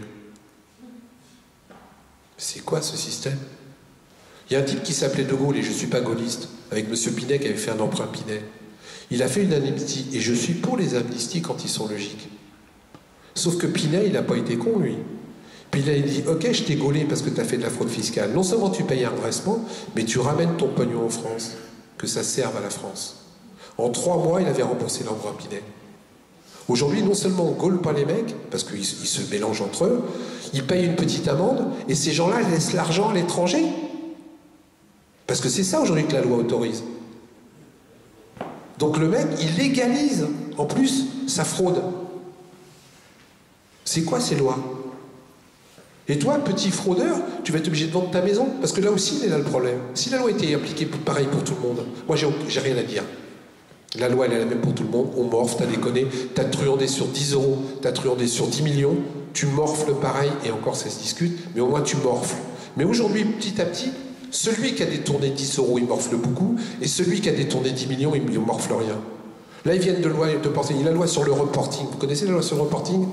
Il y a une super loi qui a été votée au mois de novembre de l'année dernière, où un mec a déposé un amendement, comme quoi une entreprise étrangère devait donner ses chiffres en France, de combien il gagnait, combien il employait, etc. Donc ça allait vers une transparence de ce que dépensaient les grands trusts en France. Et on aurait pu les taxer. Je rappelle quand même que Apple, qui est quand même une grosse boîte, grâce aux élus français, ne paye que 12 000 euros d'impôts par an. Il y a quand même une aberration quelque part. Et je ne suis pas pour qu'on pressurise les gens à mort. Mais cette loi sur le reporting permettait d'avoir un peu plus de transparence. Parce qu'après tout, toi, quand tu es salarié, tu peux pas tricher. Tu déclares tes trucs, et si tu les déclares pas, tu mets avec les croisements de fichiers, t'es niqué. Et bien, cette loi-là passe à l'Assemblée nationale. Écoutez bien, parce que ce que je vous dis, encore une fois, est vrai. Elle passe. Première fois. On se dit, putain, ça commence à être bon. Elle va au Sénat, elle passe. Elle fait les navettes. Elle revient à l'Assemblée nationale pour une deuxième lecture, et on vote. Les mecs la votent. 2 heures du matin. Le gouvernement passe un coup de fil, il arrête l'Assemblée nationale. Il appelle des gens. Il fait des pressions. Ça veut dire que après le vote d'après, il y a déjà 2 des rapporteurs de la loi qui ont voté contre leur propre amendement. Pour vous dire que les mecs, il y a quand même eu des pressions. Et il y a 25 députés qui sont avec toutes tendances politiques confondues, qui sont arrivés pour voter contre l'amendement. Dans ces 25 députés, il y avait M. Urvoas, ministre de la Justice. S'il n'y avait pas un amendement aussi juste que ça, c'était bien celui-là. On demandait simplement aux entreprises qui travaillent en France de déclarer ce qu'elles travaillaient en France. Et non pas de travailler en France et de tout déclarer au Luxembourg ou en Irlande. Et bien cette loi-là, cet amendement a été rejeté par 25 députés, toutes tendances politiques confondues. Ça, c'est la démocratie française aujourd'hui. Et moi, je suis désolé, je ne peux pas être d'accord avec ça. Dernière question. Excusez-nous, hein. Je peux parler jusqu'à 3 h du matin. Plus de questions? C'est la dernière, madame. Oui, c'est au niveau des contre-pouvoirs.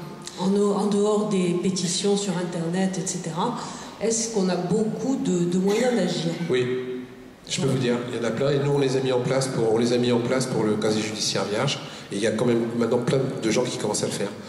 Utiliser même si c'est que nous on a pourri pendant 6 mois tous les emails de plein d'élus. C'est-à-dire systématiquement, tous les jours, on l'envoyait 50, 100, 200 emails. Qu'est-ce que tu penses de la loi sur le casier judiciaire vierge? On allait dans leurs réunions et on leur posait la question quand ils faisaient la réunion. On peut aujourd'hui. Ces gens-là ne supportent pas la transparence. Mais il faut y aller. Moi, j'ai été dans 50 réunions. Maintenant, d'ailleurs, quand ils me voient, ils fuient, les mecs. Ou maintenant, je suis interdit d'entrer dans certaines réunions. Parce qu'il n'y a aucune raison. Je suis un électeur comme les autres. Pourquoi je ne te poserais pas la question de savoir combien tu gagnes par mois? Alors que tu viens de m'expliquer qu'il faut que je me serre la ceinture. Tu viens de m'expliquer qu'il faut que je me serre la ceinture, et moi je sais que tu gagnes 19 000 euros net par mois, que tu ne veux pas déclarer, que tu ne veux pas dire. Parce qu'encore une fois, je ne suis pas contre. Moi, c'est normal. Tu gagnes, mais vraiment, je ne suis pas contre. Mais pourquoi tu caches? À partir du moment où tu caches, moi je ne trouve pas ça normal, puisque tu me demandes à moi de tout montrer. Aujourd'hui, en tant que salarié, si tu ne déclares pas le moindre centime, tu as un redressement avec les croisements de fichiers. Et eux, ils se permettent de truander. Madame Rachida Dati, moi je ne suis pas contre qu'elle ait touché un chèque de 400 000 euros en tant que député européen, en tant qu'honoraire d'avocat. Je ne suis pas contre. Mais pourquoi elle n'a pas dit que c'était les pétrogaziers qui lui avaient fait le chèque? Et pourquoi elle n'a pas expliqué qu'une semaine après, elle faisait une directive européenne, elle essayait de faire passer une directive européenne pour favoriser l'huile et le gaz de schiste en France? Parce que quand tu le sais, ça, après, tu te dis, mais les 400 000 euros, là, c'est bizarre. Ça sent pas bon. Et c'est ça que je reproche, c'est que ces gens-là refusent d'être transparents. Parce que quand tu es transparent, t'as pas de problème. Moi, j'ai bossé pendant 20 ans avec des jeunes, je touchais un certain... Mon salaire était affiché derrière mon bureau. Alors, ok, je gagnais raisonnablement ma vie, je gagnais 3 000 euros par mois. C'était affiché. Au-dessus. Mais quand quelqu'un vient me dire, bah, tu gagnes beaucoup, je lui expliquais ce que je faisais, comment je passais le samedi, comment je passais le dimanche, comment ça. Et quand on faisait le compte, il s'apercevait que je gagnais pas beaucoup, parce que moi, je me défonçais la tête. J'arrêtais pas à 17h le soir pour rentrer, puis m'occuper de rien. Quand vous êtes transparent, les gens comprennent. Moi, je suis pas contre. Il faut les obliger à être transparents. Les obliger. Pourquoi on refuse de dire, pourquoi on est dans l'opacité la plus complète sur un certain nombre de choses? Il n'y a pas de honte à être riche. Il n'y a pas de honte à bosser beaucoup. Par contre, il y a de la honte quand tu commences à faire de l'optimisation fiscale au maximum et que tu ne veux pas que ça se sache. Parce que même, je vais jusqu'au bout dans ma logique. Tu profites du système de la loi n'est pas bien faite, etc. Ok, mais pourquoi tu ne veux pas qu'on le sache? Parce que tu sais que si on le sait, à un moment donné ou à un autre, tu ne pourras plus le faire. Est-ce que je suis clair dans mon raisonnement? Si on sait comment tu truandes sur ta fraude fiscale, à un moment donné, le législateur, il va bien être obligé de changer la loi. Et ces gens-là ne veulent pas que ça se sache. Ces gens-là ne veulent surtout pas qu'on connaisse les rouages de la façon dont ils font. Parce que c'est la meilleure façon de moraliser. Mais encore une fois, je le redis publiquement, moi je ne suis pas contre par rapport à l'affaire Fillon. On vous a tous engruffé dans le fait, Emmanuel Valls avec Hamon l'a déclaré hier, wow, maintenant on va interdire d'embaucher sa femme, Mais moi je suis pas contre qu'on embauche sa femme ou son frère, ou sa sœur. Si tu as une entreprise de peinture, pourquoi je n'embaucherais pas mon fils? Là où je suis contre, c'est qu'ils viennent pas bosser. C'est là le fondement. Parce que là, ils vont interdire à ce que les femmes et les enfants ne puissent pas bosser avec les élus. D'accord. Mais qu'est-ce qui va l'empêcher d'embaucher sa maîtresse ou son amant? Qu'est-ce qui va l'empêcher d'embaucher sa femme sous son nom de jeune fille? Non, c'est pas là où il faut se battre. Et c'est là où ils veulent pas qu'on aille. Il faut qu'on se batte sur la réalité du travail. Il faut qu'on m'explique comment ça se fait qu'on demande à un assistant parlementaire d'être bac plus 5 et qu'on embauche une nana qui a un CAP de couturière. Là, c'est plus intéressant parce que là, si on met le doigt là-dessus, si on se dit mais comment ça se fait qu'on l'a jamais vue cette femme? Pas le fait qu'elle soit la femme de Fillon. Comment ça se fait qu'on l'a jamais vue, qu'elle n'avait pas de numéro de téléphone? Moi, j'ai déjà porté plainte pour un mec qui faisait un emploi fictif. Pas de téléphone, pas de bureau, jamais rien signé, jamais rien vu, etc. C'est imparable. C'est là-dessus qu'il faudrait qu'on se batte. Mais là, on vous entraîne sur le fait que c'est inadmissible qu'on embauche sa femme. Rien à foutre que ça soit sa femme.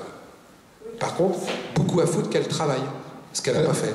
Un instant, excusez-moi, parce que pour des raisons de sécurité, il faut qu'on arrête à la conférence. Monsieur Pasco se tient à votre disposition. Hubert Emery vend ses livres. La Cécile nous invite à prendre l'apéritif. À 9h-10, il faut qu'on soit... l'espace soit libéré. Tous les gens qui veulent, je vous donne mon email, mon numéro de téléphone, je réponds à tous mes mails. Donc si vous avez d'autres questions, etc., je vous donne mon mail, vous m'écrivez, je vous réponds. Merci de m'avoir écouté, excusez-moi d'avoir été long.